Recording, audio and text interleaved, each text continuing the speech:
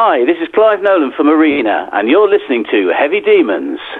Okay, dear Clive, so what can you tell us about your recent appearance with Alchemy in Germany, in Reichenbach? Well, it was a great experience, actually. I mean, it's a long journey for us, because we had to get there in a couple of splitter vans, sort of minibus things, and I think because we had a problem with one of the vans, it took us about 16 hours to get there, getting up there, and I think everyone was a bit tired by then. But the actual show, lovely theatre.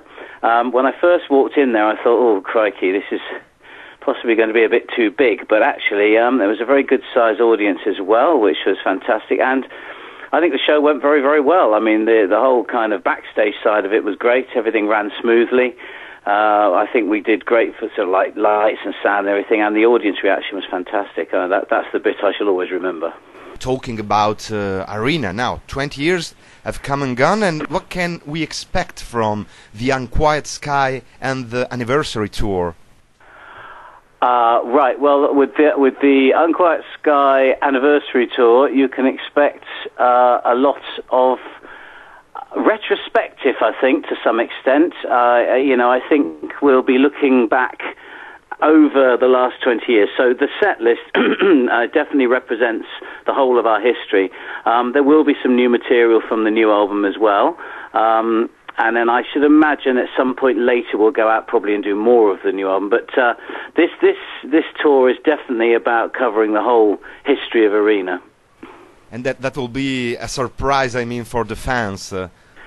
Well, I hope it'll be just a good gig for the fans. I mean, there's certainly, we're pulling out some tracks we haven't played for a very long time. Okay. We'll make a DVD of the show somewhere along the line, and I wanted to make sure that, a good proportion of the show had never been on DVD.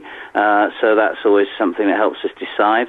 But I think the actual set list is a good mixture, and I did a couple of polls along the last year to find out what people wanted, and the one that people kept on asking for was Movie Drone, which of course is our sort of 20-minute epic number, but we are going to put that in the set list, so that will be one of the ones we are going to do. Yeah, that was also an amazing re-release of Contagion, which included also the EPs and that amazing artwork. Oh yes, indeed. Yes, we brought that out. That was really just for the fans. It's something we'd promised to do years and years ago, about 10 years ago, and it was just something that we just never quite got around to doing. And then we thought, oh, let's do that. Yeah. So yes, it's nice to see that's finally done. Yeah, and like a few years ago, we were talking with Martin Orford about, the disappointment with the music business and stuff. In Italy, many people think that in Britain can be easier to live off music. Is that true? Or no. No, okay. Not in any way at all. I'd say, if anything, it's harder. In Britain, well, I'll be more specific, actually, in England, okay. The competition to do music is ferocious. There are so many bands, so many people doing it, and the venues know that, so they don't have to pay very much money, if they pay anything at all. The facilities over here, the way that we're treated in venues over here is very different to how it is in most of the rest of Europe. It's very hard, and to make money, to make a living as a musician over here is extraordinarily difficult, and I would say it's probably one of the hardest countries to actually make any success in. Having said that, if you do manage to move forward in England, then it's probably a very good sign that you might be able to do something in the rest of the world. Okay, that's correct. And with every Arena release, you do something different, something new. What does it mean for you to play this kind of music, progressive rock music, in 2015? Well, we try and sort of live to the word itself. We do try and progress, while still kind of, there's a sound to the band. It's like, Queen. Whatever they did, it always sounded like Queen. And I like to think that, whatever we do, there's always that sort of part that sounds like Arena.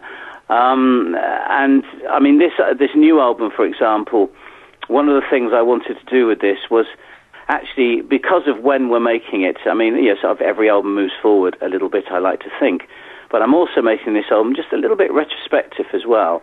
So there are parts in this album where people might say, that's kind of like the flavour of The Visitor, or the flavour of songs from The Lion's Cage, and that's not a mistake. That's fully intentional. Where I wanted to kind of just sort of somehow look back a little as well as looking forward. So that's going to be different as well. It's something we don't normally intend to do.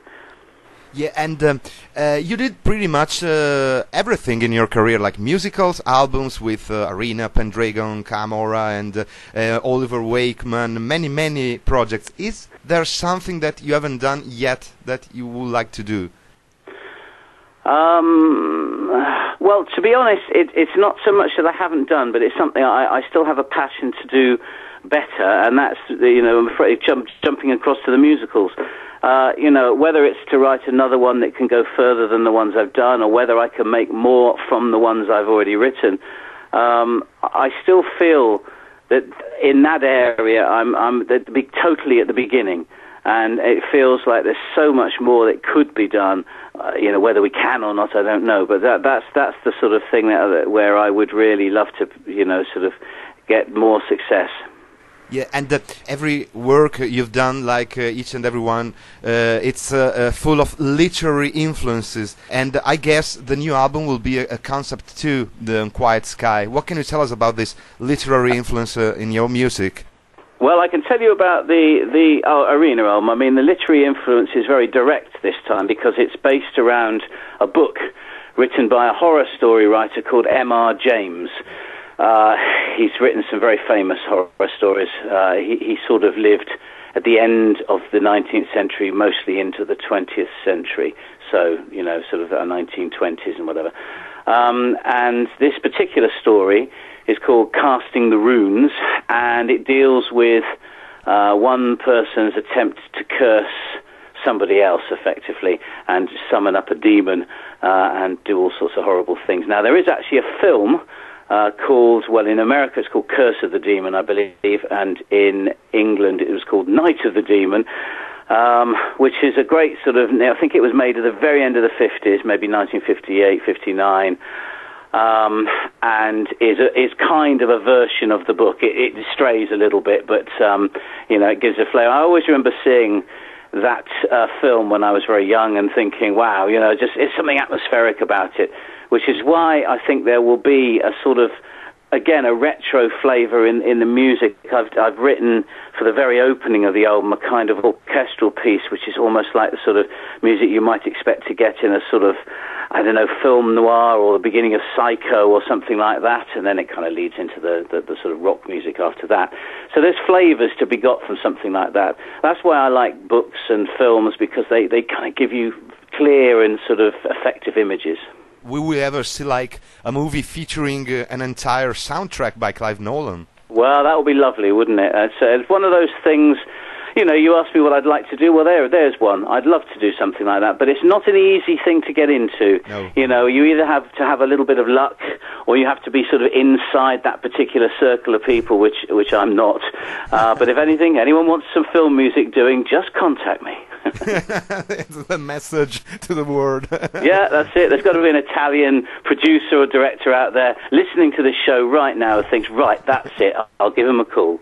Yeah, I mean, there were some amazing Italian horror movies back in the 70s and in the 80s. There were, absolutely. Yes, I've seen some of them. I'm just trying to remember the director's name, because you had a director who did these really sort of quite, well, sort of, I don't know, splatty, we would say in English, horror films, which at the time were probably quite shocking to people outside of, that area. Yeah. I guess you're talking about Lucio Fulci of the Beyond. I may well be. Zombie flesh eaters. There you go. Classics. You see, I love a zombie. It's my favourite sort of film monster is a zombie, and I've noticed at the moment they're quite popular. Obviously, you have the Walking Dead TV series, and you have Z Nation, and of course you had World War Z. So I mean, basically, they're doing very well at the moment, the zombies. So you give like a final message to the Italian directors. Now, one final message and greeting from Clive Nolan to Arena and Clive Nolan fans in Italy. Well, I'd just like to say hello to everybody out there. I keep listening, keep supporting what we're doing, because that's what keeps us going. I look forward to seeing everybody out on tour, particularly when we come to Verona, as you said, and beyond. Who knows? Maybe we can bring Alchemy out there as well. So, yes, and have a very good Christmas as well.